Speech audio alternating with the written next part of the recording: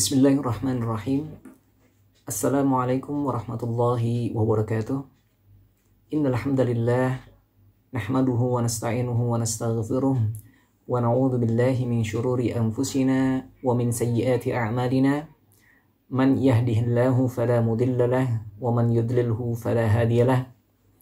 Asyhadu an la ilaha illallah wahdahu la syarika lah. Wa asyhadu anna sayyidana wa nabiyyana Muhammadan abduhu wa rasuluh la nabiyya ba'dah. Allahumma salli ala sayyidina Muhammad an-nabiyyil karim ar-rasulil mubarakil azim wa ala alihi wa ashabihi wat tabi'in wa man tabi'ahum bi ihsanin ila yaumiddin. Amma ba'du. Rabbi shrah li sadri wa yassir li amri wahlul 'uqdatam min lisani yafqahu qawli. Kaum muslimin, sahabat Al-Arqam Center yang dirahmati Allah, puji syukur kehadirat Allah Subhanahu wa Ta'ala atas segala nikmat yang telah diberikannya kepada kita semua. Alhamdulillah hingga saat ini kita masih bisa beraktivitas seperti sedia kala, meski di tengah wabah COVID-19 yang tengah melanda di hampir seluruh belahan dunia. Tentunya seraya berdoa semoga Allah Subhanahu wa Ta'ala senantiasa menjaga, melindungi, dan menjauhi kita dari beragam penyakit dan juga musibah. Dan juga kita berdoa semoga Allah Subhanahu wa Ta'ala segera mengangkat wabah ini sehingga kita bisa kembali hidup normal seperti sebelumnya. Amin, amin ya rabbal alamin. Salawat serta salam tak lupa pula kita haturkan kepada junjungan kita Nabi besar Muhammad sallallahu alaihi wasallam yang telah membawa umat manusia dari zaman jahiliyah ke zaman yang penuh dengan cahaya ilahiyah. Kaum muslimin yang dimuliakan Allah, pada kesempatan kali ini marilah kita sama-sama bersama belajar tentang peran Al-Quran di dalam keluarga. Tema ini merupakan tema yang cukup penting dan juga cukup luas. Oleh karena itu, izinkan Al-Fakir pada kesempatan kali ini membahas sedikit saja secara global, secara umum tentang peran Al-Quran di dalam berkeluarga. Kaum muslimin yang dirahmati Allah, sebagaimana yang telah kita ketahui bersama bahwasanya Al-Quran sebagai kalamullah atau wahyu ilahi merupakan sumber hukum utama bagi umat Islam di dunia.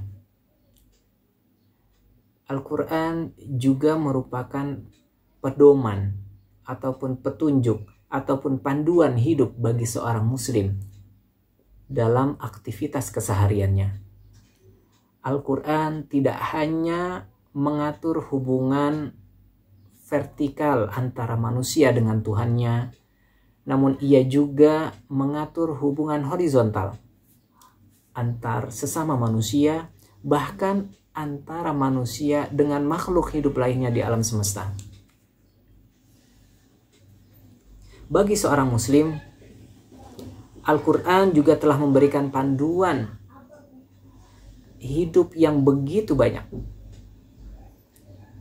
Al-Quran mengatur tugas-tugas, amanah, serta tanggung jawab yang dipikul oleh seorang muslim, baik bagi dirinya sendiri, di lingkungan keluarga, di lingkungan masyarakat, bahkan di level negara, dunia, hingga alam semesta. Oleh karena itu, tentunya tidak bisa kita nafikan begitu besar peranan Al-Quran bagi kita umat Islam di dalam membina rumah tangga. Peranan tersebut dapat kita lihat di dalam 3 fase berkeluarga. Al-Fakir di sini mencoba untuk membagi fase berkeluarga menjadi 3 fase. Yang pertama adalah fase pra-akad berkeluarga atau fase sebelum akad nikah. Fase yang kedua adalah fase akad berkeluarga, yaitu fase akad nikah, dan fase yang ketiga adalah fase pasca akad nikah.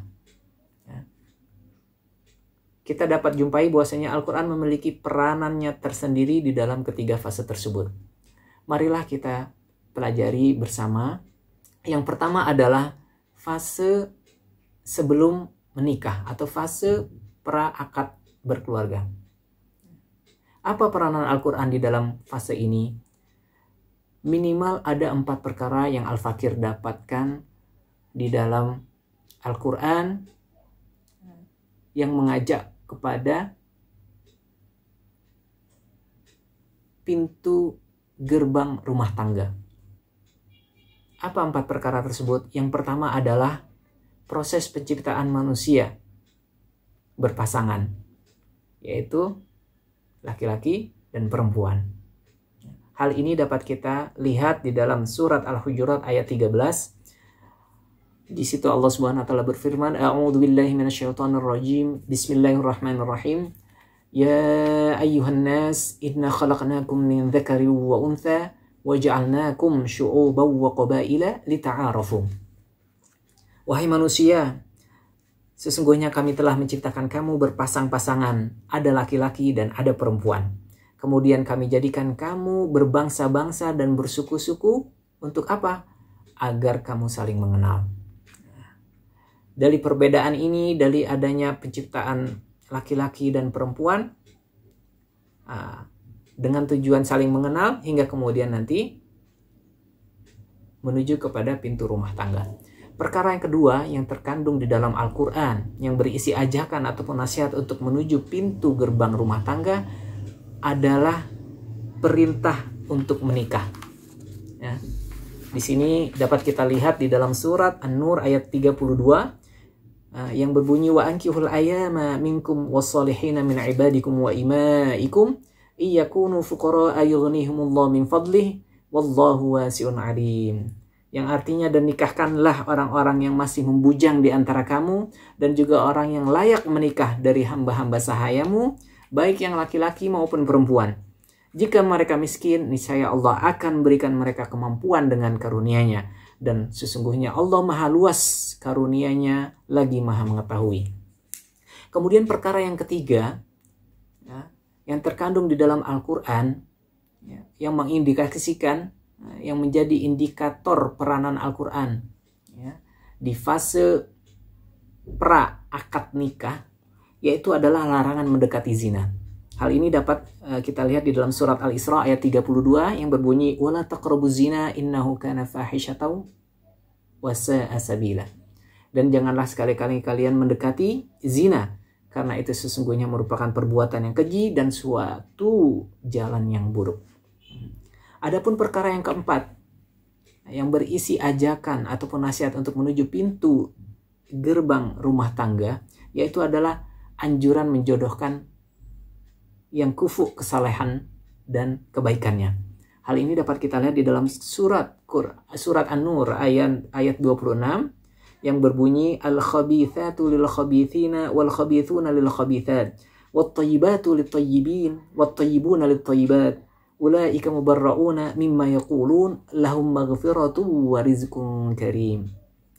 Yang artinya, perempuan-perempuan yang keji adalah untuk laki-laki yang keji, dan laki-laki yang keji adalah untuk perempuan-perempuan yang keji pula. Sedangkan perempuan-perempuan yang baik adalah untuk laki-laki yang baik, dan laki-laki yang baik adalah untuk perempuan-perempuan yang baik pula. Mereka itu bersih dari apa yang dituduhkan orang-orang, mereka memperoleh ampunan dan rezeki yang mulia. Kaum muslimin yang berbahagia, kita menuju kepada fase yang kedua, yaitu adalah fase ketika akan dilaksanakannya akad nikah. Ya. Di fase ini juga Al-Quran telah banyak memberikan sejumlah pedoman dan tata cara dalam membentuk sebuah keluarga. Baik dimulai kita tahu dengan istilah yang namanya ta'aruf hingga kemudian proses akad nikah. Untuk fase ini sengaja Al-Fakir tidak akan memperpanjang lebar karena pembahasan fase ini lebih relevan di dalam ranah ilmu fikih. Kaum muslimin sahabat Al-Arqam yang dimuliakan Allah, selanjutnya kita menuju kepada fase akad atau fase pasca akad berkeluarga, ya, setelah akad nikah. Apa peranan Al-Quran di dalam fase ini? Ya, tidak berbeda dengan dua fase sebelumnya. Al-Quran memiliki peranan yang cukup besar. Ya. Kita lihat di Al-Quran tercantum di dalamnya beragam ayat yang mengatur serta membimbing umat Islam khususnya dan manusia pada umumnya ya, dalam menjalani fase pasca akad nikah. Ya. Metode yang Al-Quran gunakan juga bermacam-macam. Di antara metode yang digunakannya adalah dengan menggunakan kisah. Ya. Mengapa kita mengambil pelajaran dari kisah-kisah Al-Quran? Ada dua unsur terpenting yang terkandung di dalam kisah Al-Quran hingga layak kita jadikan pelajaran. Yang pertama adalah bahwasanya kisah-kisah Al-Quran bersifat benar dan nyata. Real, bukan hoax. Bukan dongeng dan bukan legenda. Tetapi kisah yang terdapat di dalam Al-Quran merupakan kisah nyata yang benar adanya. Hal ini sebagaimana ditegaskan oleh Allah Subhanahu wa taala dalam firman-Nya, "Inna hadza lahuwal qasasul haq." Sesungguhnya ini adalah kisah nyata yang benar. Unsur kedua ya, yang terpenting yang terkandung di dalam kisah Al-Quran adalah kisah Al-Quran memiliki manfaat. Tidak ada kisah di dalam Al-Quran yang tidak memiliki manfaat. Semuanya memiliki manfaat. Ada manfaat di dalamnya, ada ibrah di dalamnya, ada pelajaran di dalamnya. Hal ini sebagaimana ditegaskan oleh Allah Subhanahu wa taala dalam firman-Nya di surat Yusuf ayat 111. Laqad kana fi qasasihim ibratul liulil albab.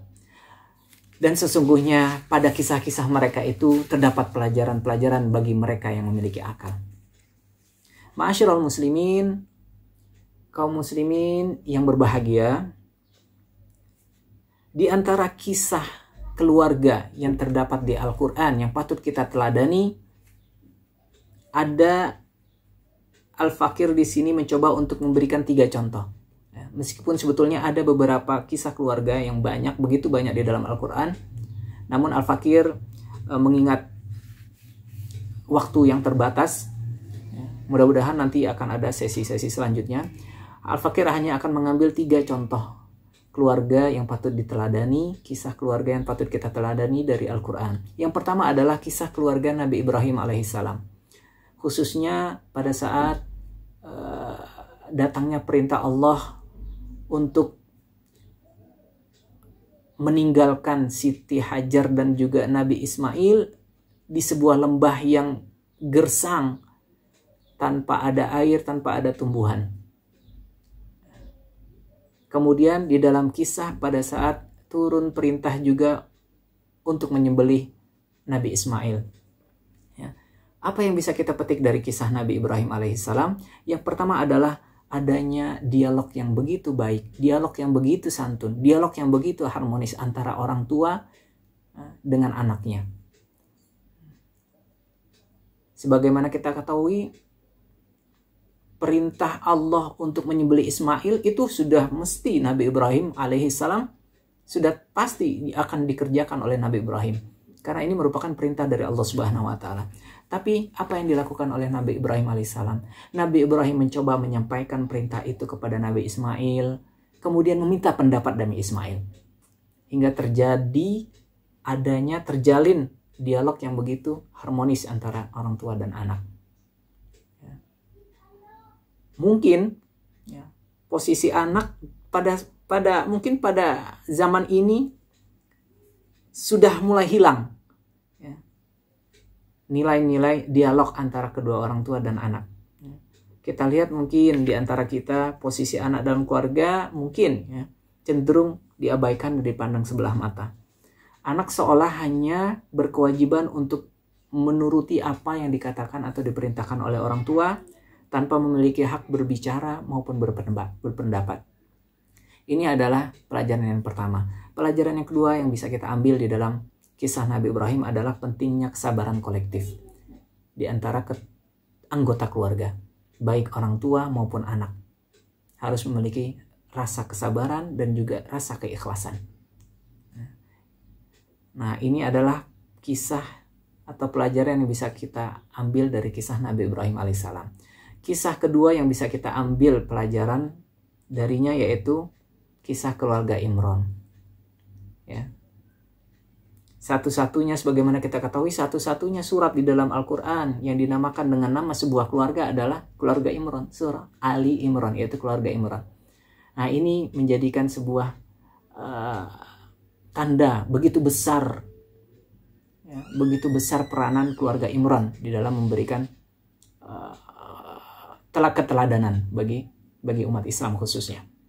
Ya, kita tahu bahwasanya Imran bukanlah seorang nabi, Imran bukanlah seorang rasul, ya, tetapi dengan kesamaan visi dan misi antara Imran dan istrinya, ia mampu menciptakan atau melahirkan yang namanya Maryam, yang kemudian Maryam melahirkan seorang nabi, yaitu Nabi Isa alaihissalam. Ya. Apa pesan ataupun pelajaran yang bisa kita ambil dari kisah Nabi Imran, kisah keluarga Imran? Nah, yang pertama adalah bahwasanya di dalam keluarga tidak hanya ayah yang memiliki peran besar, tetapi istri ataupun ibu juga memiliki peran yang cukup besar di dalam membina rumah tangga. Yang kedua, kenapa? Ini apa yang kita lihat dari sini, yaitu bahwasanya meski surat ini dinamakan surat keluarga Imran, namun profil Imran di sini tidak begitu banyak dibahas. Justru yang banyak diceritakan adalah profil istri Imran, ya, dan juga anaknya yang Maryam itu, Siti Maryam. Nah, kemudian pelajaran selanjutnya yang bisa kita petik dari kisah keluarga Imran ini adalah pentingnya rasa sabar dan syukur, ya, atas segala pemberian Allah Subhanahu wa Ta'ala, khususnya dalam hal keturunan. Ya, kita ketahui bahwasanya Imran dan juga istrinya ini agak lama tidak memiliki keturunan, namun mereka sabar, mereka tetap bersyukur dan selalu berdoa. Hingga akhirnya mereka berdoa, Imran, ya, istri Imran ini berdoa, nah, semoga diberikan keturunan, dan ia juga bernazar jika memang diberikan keturunan maka akan dijadikan abdi untuk Allah Subhanahu wa Ta'ala. Ya. Tentunya seorang abdi ini adalah yang diharapkan laki-laki. Namun apa yang terjadi? Yang dilahirkan oleh Imran, istri Imran adalah perempuan. Yang dilahirkan adalah Maryam. Tapi apa? Bagaimana sikap Imran? Ia bersyukur, ia tetap sabar, dan ia tetap komitmen dengan nazarnya untuk menjadikan anaknya yang dilahirkan menjadi abdi untuk Allah Subhanahu wa Ta'ala. Ya. Kemudian pelajaran yang selanjutnya dapat kita petik dari kisah keluarga Imran adalah bahwasanya Imran bukanlah seorang nabi. Imran juga bukan seorang rasul. Ia hanya seorang yang memiliki kedudukan di masyarakat. Namun meski ia bukanlah seorang nabi dan ia bukanlah seorang rasul, tapi Imran berhasil bersama dengan istrinya mendidik Maryam yang kemudian melahirkan Nabi Isa alaihissalam. Kaum muslimin yang dirahmati Allah, kisah keluarga ketiga yang patut kita teladani yang ada di dalam Al-Quran yaitu adalah kisah Luqman. Ya. Kita ketahui bahwasanya Luqman ini bukanlah seorang yang mempunyai kedudukan di dalam masyarakat. Ia juga bukanlah seorang nabi dan juga rasul. Ya. Tetapi ia hanya seorang penggembala yang miskin. Namun kisahnya diabadikan oleh Allah Subhanahu wa Ta'ala di dalam Al-Quran. Mengapa? Karena begitu besar keteladanan yang ada di dalam Luqman dan juga keluarganya.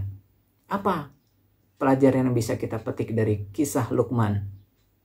Yang pertama adalah pentingnya rasa syukur di dalam diri orang tua sebelum mendidik anaknya. Ya. Karena mengapa? Karena di dalam Quran surat kisah Luqman ini terdapat di dalam Quran surat Luqman, ya, dimulai ayat 12 sampai ayat ke-19. Ya, di dalam ayat ke-12 itu Allah katakan walaqad atayna Luqmanal hikmah anishkur lillah. Sesungguhnya kami telah berikan hikmah kepada Luqman, yaitu apa? Bersyukurlah kepada Allah. Ya. Kunci utama Luqman, kesuksesan Luqman hingga kisahnya diabadikan oleh Allah Subhanahu wa Ta'ala adalah rasa syukurnya yang begitu besar. Kemudian apa pelajaran selanjutnya yang kita bisa petik dari kisah keluarga Luqman? Yaitu komunikasi yang baik antara orang tua dengan anaknya. khususnya antara ayah dengan anaknya. Dan yang terakhir adalah materi-materi penting ya, bagi kita orang tua ya, yang harus diajarkan kepada anak. Al-Fakir di sini melihat ada 9 materi yang disampaikan atau 9 nasihat yang disampaikan oleh Luqman kepada anaknya ya, yang bersifat berurutan ya. Yang terpenting kemudian penting ya. Yang pertama apa? Apa materi atau nasihat yang pertama kali disampaikan oleh Luqman kepada anaknya? Yaitu apa? Tauhid. Jangan mempersekutukan Allah, jangan syirik sama Allah. Jangan berbuat syirik, jangan mempersekutukan Allah. Ini yang pertama. Yang kedua apa? Yang kedua adalah berbaktilah kepada orang tua. Bahkan Luqman katakan kepada anaknya, meskipun orang tua kamu mengajak kamu kepada kesyirikan, jangan sekali-kali berkata kasar kepada kedua orang tuamu. Fala taqul lahuma uffin wala tanharhuma wa qul lahuma qawlan ma'rufa. Ya. Jangan kamu bantah ia, jangan kamu hardik orang tuamu, dan juga tetap katakanlah perkataan yang baik meskipun kedua orang tuamu mengajak kamu kepada kemusyrikan. Kemudian yang ketiga, nasihat yang ketiga Luqman kepada anaknya adalah apa? Takwa. Ya, selalu takutlah kepada Allah. Tanamkan kepada anak kita semua rasa takut kepada Allah. Ya, dengan apa? Dengan kita ajarkan bahwasanya Allah itu ada di mana-mana, Allah itu melihat kita, Allah memantau gerak-gerik dan segala perilaku kita. Nah, dari pengetahuan itu, nah, insya Allah kita bisa menumbuhkan rasa takwa di dalam diri anak kita. Yang keempat adalah salat, nasihat. Yang keempat, Luqman kepada anaknya adalah salat. Dirikanlah salat. Dan yang kelima adalah amar ma'ruf dan juga nahi munkar. Kemudian yang keenam, jadilah hamba yang sabar. Yang ketujuh, janganlah sombong. Yang kedelapan, bersikaplah atau berperilakulah sederhana. Dan yang kesembilan, pelankan suara. Nah, inilah ada 9 nasihat Luqman kepada anaknya. Ma'asyiral muslimin, kaum muslim yang dirahmati oleh Allah Subhanahu wa taala. Akhirnya Al-Fakir mengajak semuanya, khususnya diri sendiri, marilah kita sama-sama berintrospeksi diri. Ya. Sudah sejauh manakah peranan Al-Qur'an? Sudah sejauh manakah nilai-nilai Al-Qur'an ada di dalam rumah tangga kita? Mari kita sama-sama maksimalkan peranan Al-Quran di dalam rumah tangga kita. Mari kita sama-sama syiarkan nilai-nilai Al-Quran di dalam rumah tangga kita. Ya. Izinkan di akhir sesi ini, izinkan Al-Fakir mengutip nasihat dari dai nasional yang sangat terkenal, yaitu Abdullah Gimnastiar atau yang dikenal dengan Ajim. Yaitu apa? Ada 3 nasihat yang beliau katakan. Yang pertama, marilah kita mulai dari diri sendiri, marilah kita mulai dari hal yang kecil, dan marilah kita mulai dari sekarang. Usikum wa iyaya nafsi bitaqwallah. Mudah-mudahan bermanfaat. Kurang lebihnya Al-Fakir mohon maaf. Hadaniyallahu iyyakum ajmain. Assalamualaikum warahmatullahi wabarakatuh.